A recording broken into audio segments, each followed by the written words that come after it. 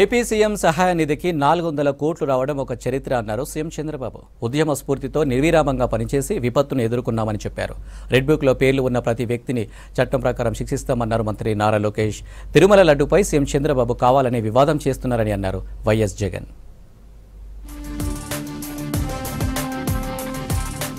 వరదల సమయంలో అందరితో కలిసి ఉద్యమ స్ఫూర్తితో ముందుకు వెళ్లినట్టు తెలిపారు ఏపీ సీఎం చంద్రబాబు. విజయవాడలో వరద బాధితులకు ఆర్థిక సహాయం అందజేశారు సీఎం. అధికారులు ప్రజల సహకారంతో అతి తక్కువ సమయంలో విపత్తు నుంచి బయటపడ్డామన్నారు. సీఎం సహాయ నిధికి 400 కోట్లు రావడం ఒక చరిత్ర అన్నారు సీఎం చంద్రబాబు. పెద్ద విపత్తు, బిగ్గెస్ట్ క్రైసిస్, సఫరింగ్ కూడా huge suffering by human beings. అది చూసిన తర్వాత నేను ఇక్కడే ఉండడం, మనం అందరం కలిసి ఒక ఉద్యమ స్ఫూర్తితో ముందుకు పోయాం. వాటర్ లో ఉండే పరిస్థితి, ఎవరు రీచ్ కాలేని పరిస్థితి, నీళ్లు తాగే పరిస్థితి, వాటర్ లో ఉన్నారు, తాగడానికి నీళ్లు అన్ని కూడా కలిసిపోయిన పరిస్థితి. కలుషితం అంటే మామూలు కలుషితం కాదు, అది అందరం కూడా పనిచేశాం. దానివల్ల ఒక సర్వశక్తులు వడ్డీ కంట్రోల్ చేసి నార్మల్స్ తీసుకొచ్చాం. రెడ్ బుక్ లో పేర్లు ఉన్న ప్రతి వ్యక్తిని చట్టం ప్రకారం శిక్షిస్తామన్నారు ఏపీ మంత్రి నారా లోకేష్. ఇప్పటికే కొంతమంది అధికారులను సస్పెండ్ చేశామని, మరికొందరికి పోస్టింగ్ ఇవ్వలేదన్నారు. ఇంకా కొంతమందిపై కేసులు కూడా నమోదు చేశామన్నారు. ఎలాంటి చర్యలు తీసుకున్నా న్యాయబద్ధంగా సిస్టమేటిక్ గా చేస్తామన్నారు మంత్రి. రెడ్ బుక్ గురించి ప్రతి పబ్లిక్ మీటింగ్ లో మాట్లాడాం. పాదయాత్ర దాదాపు 90 పబ్లిక్ మీటింగ్స్ పెట్టుకున్నాం. దాంట్లో చాలా స్పష్టంగా చెప్పా, ఏ అధికారులు వైకాపా నాయకులు చట్టాన్ని ఉల్లంఘించి ప్రజల్ని ఇబ్బంది పెట్టారో వాళ్ళు వదిలిపెట్టేదే లేదు. వాళ్ళు ఎక్కడ వదిలిపెట్టా? నేను ఆల్రెడీ పనులు చేస్తున్నాం. యాక్షన్ జరిగింది, చాలా మంది పోస్టింగ్లు రాలా, కొంతమంది మీద కేసులు కూడా పడినాయి, తొందరలో చాలా మంది సస్పెండ్ కాబోతున్నారు. యాక్షన్ జరుగుతుంది, బట్ న్యాయబద్ధంగా చేస్తాం. వాళ్ళలాగా హడావుడిగా దొంగ కేసులు బంద్ చేయించి పట్టుకెళ్ళాం. మేము సిస్టమేటిక్గా వెళ్తాం. తిరుమల లడ్డు విశిష్టతను కించపరుస్తూ ఏపీ సీఎం చంద్రబాబు కావాలని వివాదం చేస్తున్నారన్నారు మాజీ సీఎం వైఎస్ జగన్. రాజకీయ దుర్బుద్ధితో స్వామివారి ప్రసాదం జంతుకొవ్వుతో కల్తీ జరిగిందని అసత్య ప్రచారం చేస్తున్నారని ట్విట్టర్ వేదికగా పోస్టు చేశారు.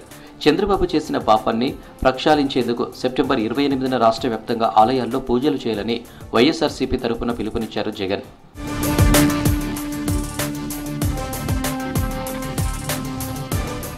తిరుమల లడ్డు కల్తీ వ్యవహారంపై స్పందించారు మాజీ మంత్రి కొడాలి నాని. తప్పుడు ప్రచారంతో చంద్రబాబు శ్రీవారి ప్రతిష్టతను మంటగలుపుతున్నారని ఫైర్ అయ్యారు.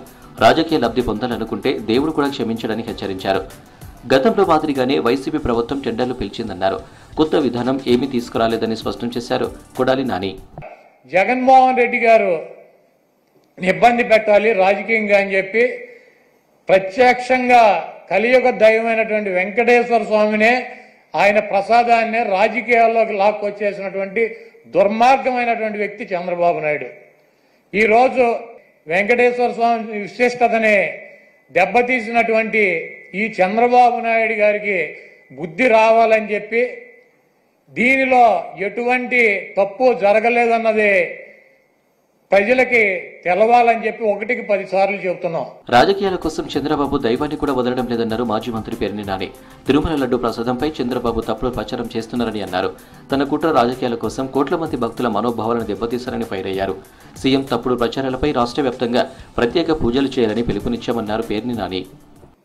రాజకీయాల కోసం జగన్మోహన్ రెడ్డి గారిని నిందల పాలు చేయటం కోసం కలియుగ దైవమైనటువంటి వెంకటేశ్వర స్వామి యొక్క ప్రసాదాన్ని కూడా మా మలినపు నాలుకతో తప్పుగా మాట్లాడాము, ప్రజల్లో తప్పుడు ప్రచారాన్ని చేశామని చెప్పని వాళ్ళ అంతరాత్మ దహించుకుపోతుంది. కాబట్టి పసుపు కుంకాల మెట్లుకు పూయటాలు, లేదా పాప పరిహారాలు, ప్రాయశ్చిత్తాలు, అంతే కదా. పాపాలు ఎవడు చేస్తే వాళ్లే ప్రాయశ్చిత్తం చేయాలి కదా, అదే దాని అర్థంగా కనపడుతుంది.